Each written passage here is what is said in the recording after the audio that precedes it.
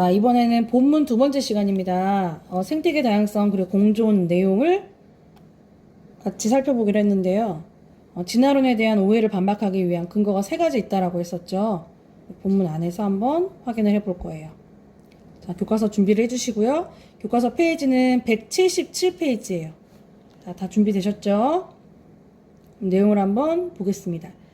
우리는 여전히 진화론이라는 계속해서 이제 진화론이라고 하는 단어가 등장을 하는구나. 그러니까 진화론에 관련되어 있는 사람들의 오해를 깨기 위해 그에 대한 반박을 하기 위해서 진화론을 먼저 언급합니다.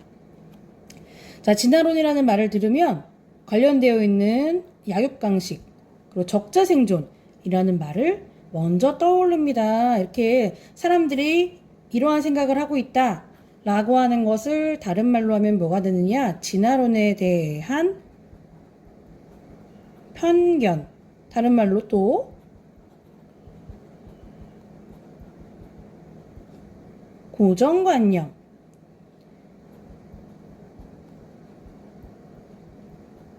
선입견이 되겠습니다. 다 진화론에 관련되어 있는 편견과 고정관념과 선입견이죠.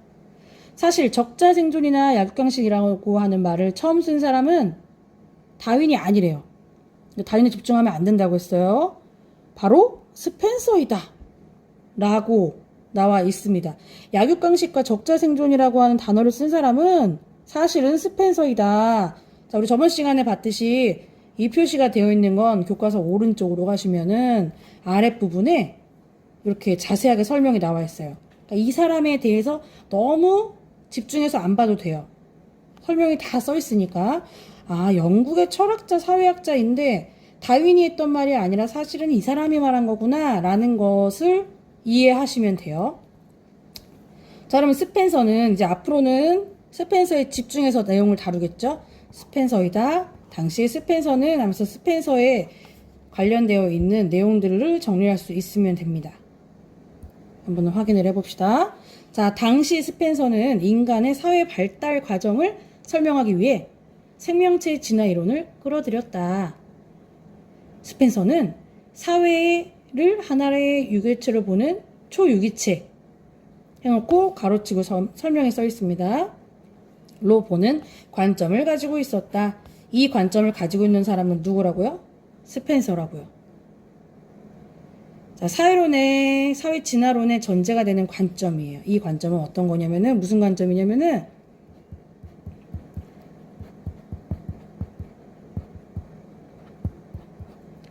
사회 진화론의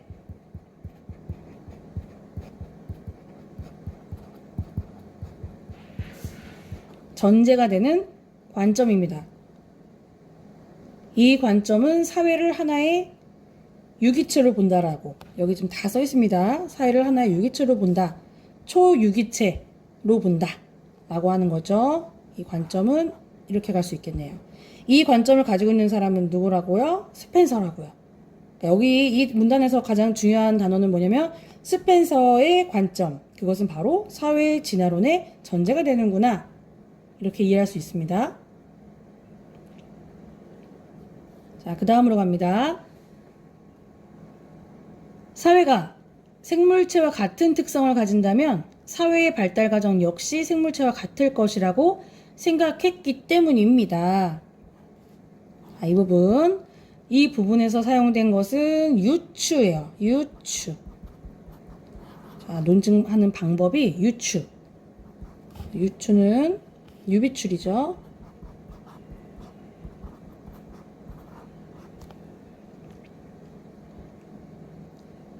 즉 생물체가 단순한 것에서 복잡한 것으로 진화했듯 사회도 역시 단순해서 복잡한 것으로 진화하게 될 것이다. 그리고 쥐가 고양이의 먹이가 되고 정어리가 갈매기의 먹이가 되듯 이런 것들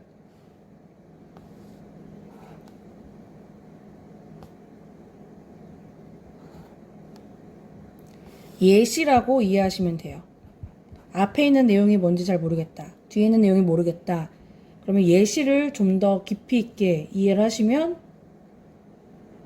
더 잘 내용을 이해할 수 있겠죠. 자, 예시를 사용했는데 예시를 그냥 사용한 게 아니에요. 예시를 왜 사용을 했느냐? 바로 약육강식의 논리를 설명하기 위해서 설명한 거죠. 한번 읽어보세요. 단순하고 약한 동물은 복잡하고 힘센 동물에게 먹이가 된다. 이거 다른 말로 뭐라고 하죠? 우리가 알고 있는 약육강식이에요. 그러니까 약육강식에 대해서 설명하기 위한 예시를 사용했다라고 그렇게 이해할 수 있습니다. 자, 사회적 약자는 우리 인간 세상에다가 접목시키는 거예요. 사회적 약자는 권력과 힘을 가진 이에게 늘 수탈당할 수밖에 없다라고 하는 것. 지금 보면 여기 나와 있는 내용, 또 여기 있는 내용, 또 여기 있는 내용. 자, 이게 모두 같은 내용이에요. A, B, C가 모두 같은 내용이에요. 자, C의 내용은 우리 인간의 모습을 얘기하는 거고, 거기에 대한 약육강식 B에서 설명하고 있고, 그거에 대한 예시가 A에 나와 있다라는 거죠. 세 개 중에 하나라도 이해가 되면 될 것 같아요. 자, 그리고 이를 적자생존과 약육강식이라는 말로 압축해냈다. 같은 말입니다. 자, 스펜서의 사회 진화론의 개념을 얘기하는 거예요.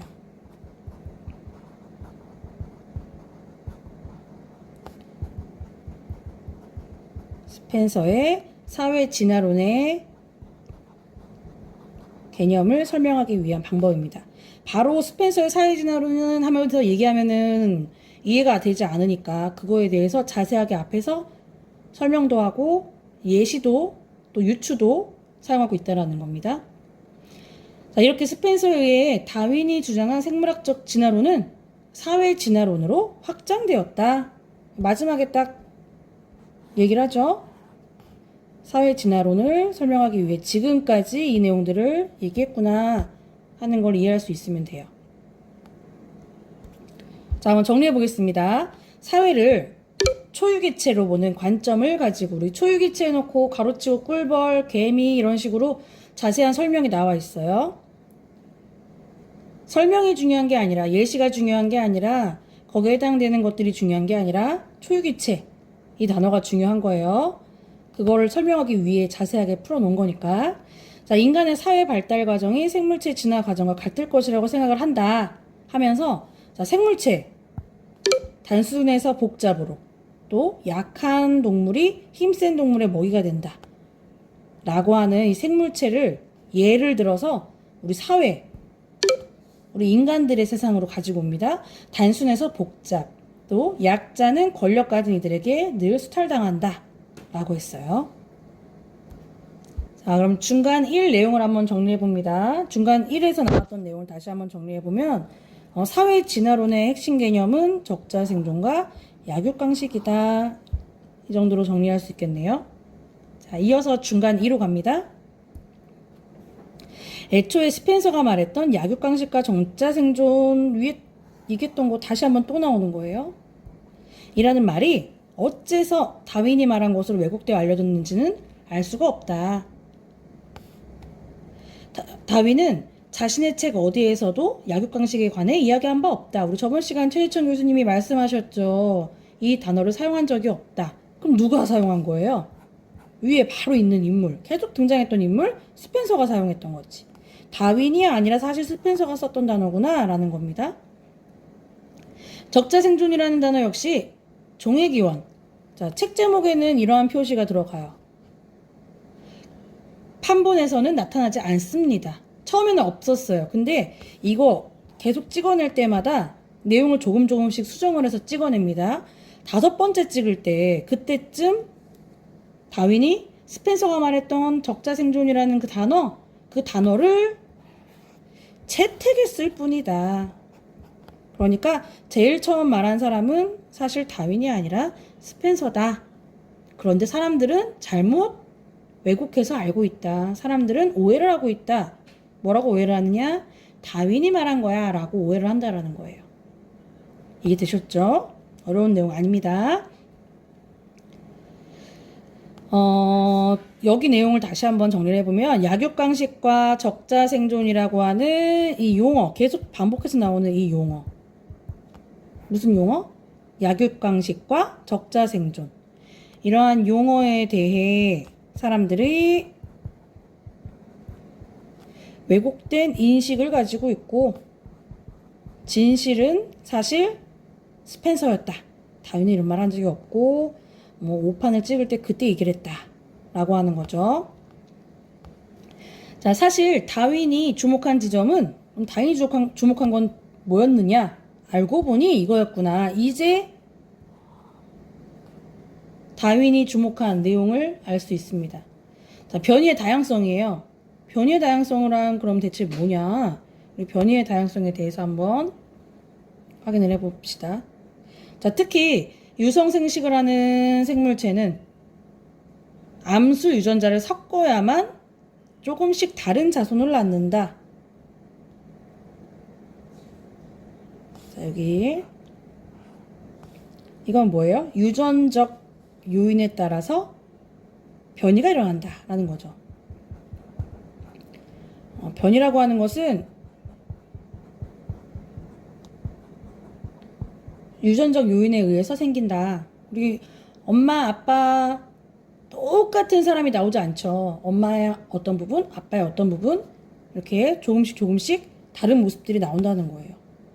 유전적 요인에 따라서 조금씩 다른 자손을 낳게 된다.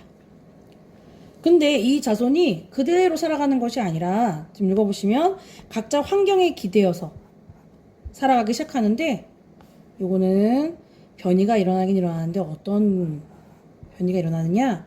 유전적 요인이 아니라 이번에는 환경적 요인입니다. 그러니까 변이가 일어나는데, 변이가 일어나는 것에는 두 가지 원인이 있다. 첫 번째 원인은 유전적 요인이고요. 두 번째 원인은 환경적 요인이에요. 그 가운데서 주변 환경에 조금 더 잘 적응한 개체는 살아남고 적응하지 못한 개체는 도태되기 마련이다 라는 요 자연 선택이죠. 자연 선택의 대상이 된다 라고 하는 걸 설명하고 있습니다. 자, 그럼 다시 한번 정리를 해 볼 거예요. 자, 첫 번째, 생물체는 번식을 하면서 조금씩 다른 자손들을 낳게 된다. 자, 이건 뭐였느냐? 유전적 요인에 의한 변이가 일어난다 라고 했습니다. 오랫동안 변이가 쌓이면서 조금씩 바뀌어 차이가 나타나게 되는 거죠. 이것은 차이가 그 생물종의 특징으로 자리 잡게 된다. 그러다 보니 환경에 더 잘 적응된 방식으로 변화하게 된다 라고 했던 거예요. 그래서 변이가 일어나게 되는 원인들에 대한 내용들이 나와 있었습니다.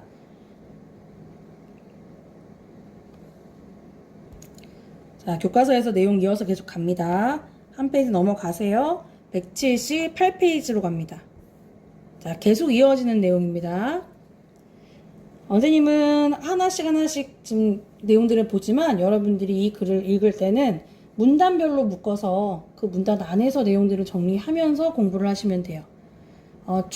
총 문단 전체 내용은 지문 끝나면 다시 한번 정리를 해드릴게요. 이제 번호는 안 매기고 그냥 바로 하겠습니다.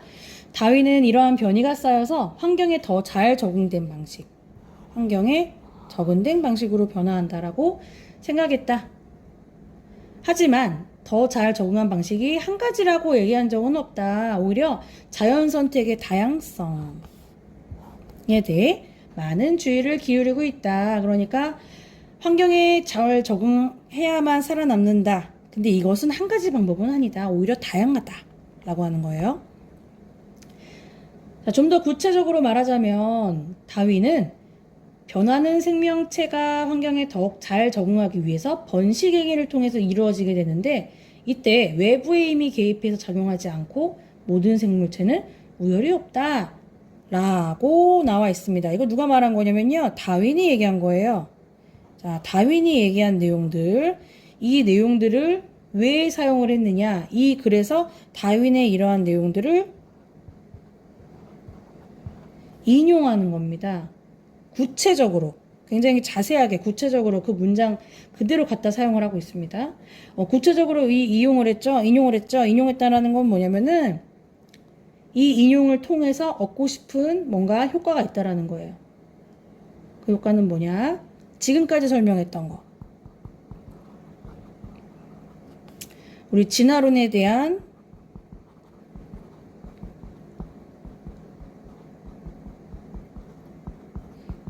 일반적인 인식이 있어요. 사람들이 보통 생각하는 이 인식에 대해서 반박을 하는 거죠.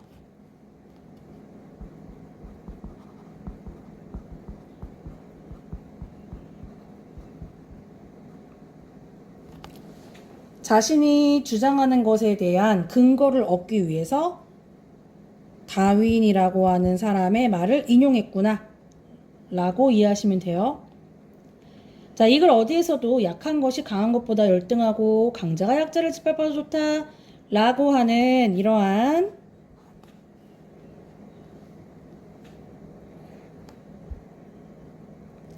오해의 내용. 사람들이 보통 생각하는 다윈의 진화론에 대한 오해의 내용이죠. 없다. 담겨있지 않다. 그러니까 이러한 오해 잘못된 것이다 라고 얘기하는 거죠. 다윈은 다양한 생물종을 관찰한 뒤에 생물체를 있게 한 원동력은 환경에 적응하면서 얻게 된 다양성이라고 하는 결론을 내렸다. 그러니까 다윈은 다양성이라고 하는 것에 초점을 맞춰서 주목했다라는 거죠. 빈칸으로 확인해 봅니다.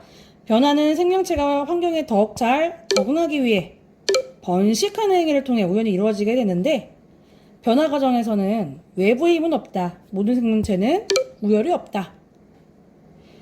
생물체를 있게 한 원동력은 적응하면서 얻게 된 다양성일 뿐이다. 라고 했습니다. 자, 이러한 주장에 더욱더 힘을 얻기 위해 이제는 구체적인 새 이름까지 등장을 하게 돼요. 자, 왼쪽 위에 보시면 시각자료입니다. 핀치라고 하는 새의 모습을 볼 수 있어요.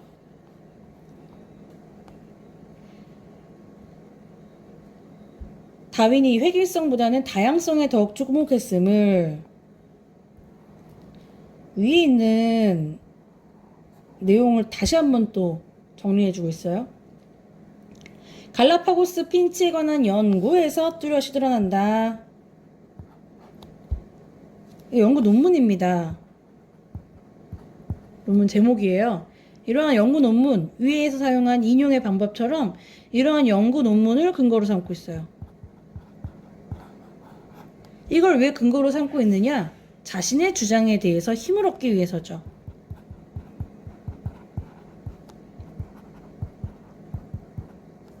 주장에 대한 신뢰성을 높이기 위해 또 전문성을 얻기 위해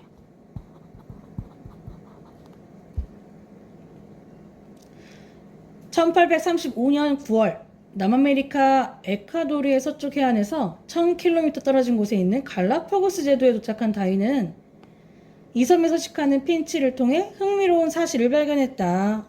어떤 사실이겠어요? 우리는 이미 알고 있습니다. 바로 다양성. 이 다양성에 대한 내용들을 얘기를 해줄 거라는 걸 알고 있죠. 뭐의 다양성이냐? 변이의 다양성이에요.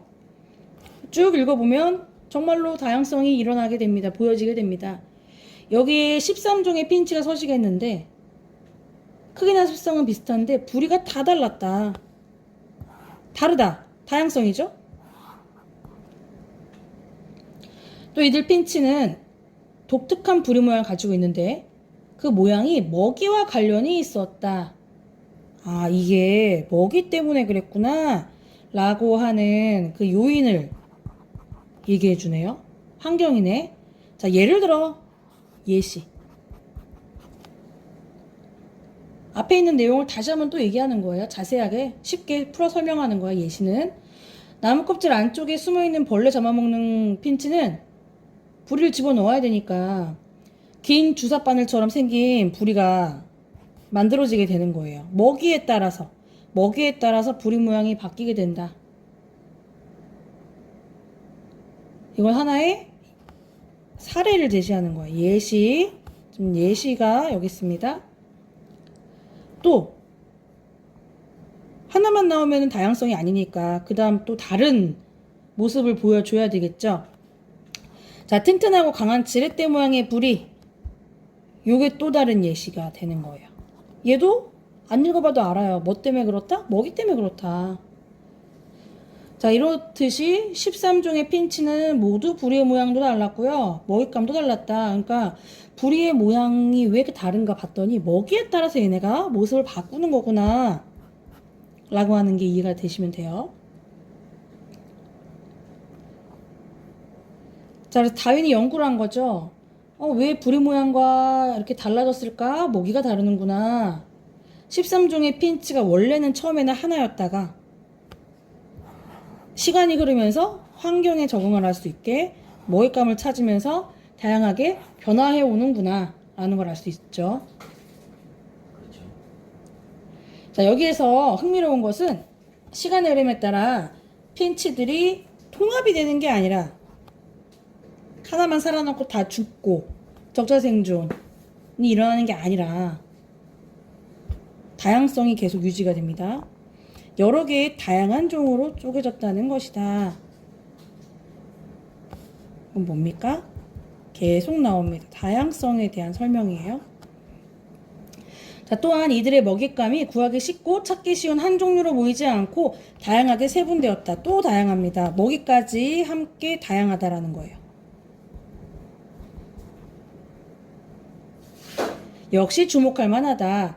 만약 13종의 핀치가 모두 한 가지 먹잇감에만 집착을 했다면 어땠을까? 그랬다면은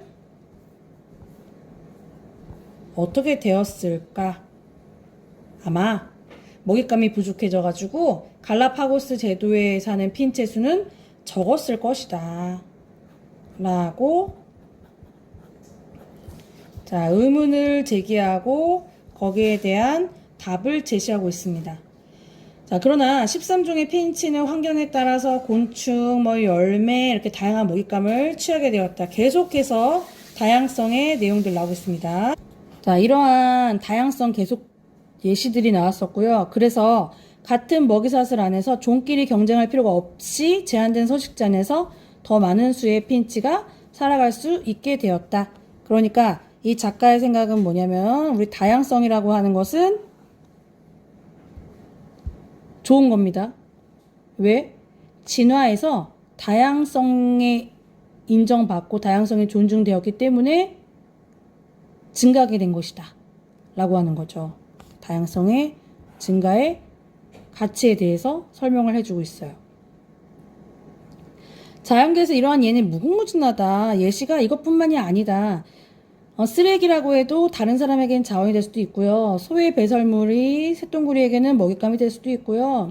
또 악어의 이빨, 악어새에게는 일용할 양식이 될 수도 있습니다. 라고 하면서 지금 이 문단 전체 내용은 뭐를 얘기하고 있는 거냐면은 전부 다 다양성을 통해서 공생을 하는 모습들이에요. 다양성을 통해서 공생을 하고 있는 예시들을 쭉 설명하고 있습니다. 자, 예시들 다시 한번 정리해 봅니다. 생명체는 한정된 자원을 놓고 경쟁보다는 서로 돕는 전략을 추구할 거예요. 자, 여기 나와 있는 이제 예시들이 계속해서 반복적으로 등장하게 될 거예요. 소와 새똥구리, 소의 배설물이 새똥구리 먹잇감이 되고, 악어와 악어새 마찬가지고요. 자, 이제 지의류에 관련되어 있는 내용도 나오게 될 거거든. 조류는 광합성으로 포당을 만들어주고 또 균류에게 나눠주고, 균류는 조류의 수분 공급 그리고 포자 방출까지 도와주게 될 겁니다. 그래서 다시 한번 설명할게요. 경쟁보다는 공생이 진화의 원동력이 되었다 라고 하는 겁니다. 자, 이제 중간 네 번째로 보세요. 자, 다양한 생물종이 아무리 제각각 다양한 자원을 나누며 살아간다고 해도 경쟁은 피할 수가 없다. 라는 내용이고요. 자, 따라서 같은 자원을 놓고 여러 생물종이 경쟁해야 하는 일은 피할 수가 없는데 이러한 상황에서도 욕심을 부리지는 않는다. 아니, 아까 정리했던 내용에 해당됩니다.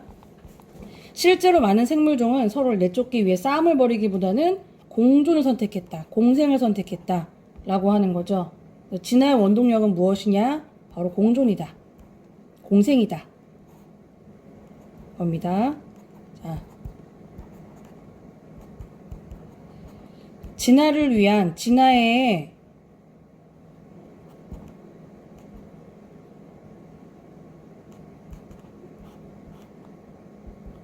원동력은 바로 공생이었다. 라고 하는 것을 얘기하기 위해 이렇게 다양한 예시들이 등장을 한 거고요. 자, 아까 세 번째에서 정리했던 겁니다. 여성학자 린 마굴리스가 나와요. 자, 이 인물에 대한 설명은 왼쪽에 있습니다. 한번 읽어보시고요. 자, 린 마굴리스가 한 내용이 중요한 거니까. 린 마굴리스는 그러면 경쟁이겠어요? 공생이겠어요? 린 마굴리스는 위에서 계속 얘기했죠? 공생이야, 공생. 린 마굴리스는 공생일 것이야. 그리고 바로 읽습니다. 이어서 역시 나옵니다. 바로 린 마굴리스는 공생 진화론을 주장하는 학자라는 사람이다. 이렇게 나와 있어요. 계속 지금 경쟁보다는 공생이 진화 원동력이다 라는 걸 설명하기 위해서 더해가는 겁니다. 계속해서 살을 붙여나가는 거예요. 자, 공생 진화론에 따르면 생명체는 한정된 자원을 놓고 경쟁하기보다는 상부상조의 전략을 추구하고 있다 라고 얘기해요. 이걸 누가 얘기하는 거냐면은 린 마굴리스가 얘기하는 거죠. 생명체들은 한정된 자원을 놓고 경쟁하지 않는다. 상부상조하면서 서로 도와가고 있다 라는 거죠. 여기에 해당되는 예시같이 의류가 나온 거고요. 자, 보통 조류는 광합성을 통해 포도당을 합성한 뒤에 독식하지 않고 균류에게 나눠주어서 균류의 생존을 돕습니다. 포도당을 나눠줘요. 한편 조류로부터 포도당을 넘겨받은 균류는 공기 중에 수증기를 흡수해서 조류에게 공급해서 생존할 수 있게 하면서 포자 방출을 돕기도 한다. 그러니까 서로서로 상부상조하는 모습들을 보여주는 거예요. 서로서로 함께 도와가고 있는 모습이다 라는 거죠. 자, 상부상조의 모습을 보여주고 있구나. 다른 말로 하면은 뭐냐면은 공생, 함께 살아가는 거, 공생. 자, 공생은 뭐의 원동력이었냐면은 진화의 원동력이었어요. 이런 식으로 다시 한번 앞으로 짚어나갈 수 있어야 합니다. 자, 그럼 중간 부분 한번 확인을 해봅시다. 다윈은 생물체를 있게 한 원동력이 무엇이냐? 바로 다양성이었다. 거기에 해당되는 예시들 기억나시나요? 다시 한번 볼까요? 자, 예시들입니다. 생명체는 한정된 자원을 놓고 경쟁하지 않는다. 서로 돕고 있다. 거기에 해당되는 예시 소와 새똥구리, 악어와 악어새, 그 다음에 지유류 이거 나왔어요. 여기 나와 있는 이 예시가 중요한 게 아니라 위에 있는 개념이 중요한 거예요. 개념에 대해서 설명하기 위해서 세 가지 예시를 들었고 이것을 말한 사람이 린 마굴리스라고 하는 여성학자구나 라는 겁니다. 그 사람이 말한 이론이 공생 진화론이고요. 자, 그래서 마지막에 다시 한번 정리를 해주는 거죠. 경쟁보다는 뭐가 공생이 진화의 원동력이다. 자, 정리되셨죠? 이제 끝으로 가겠습니다.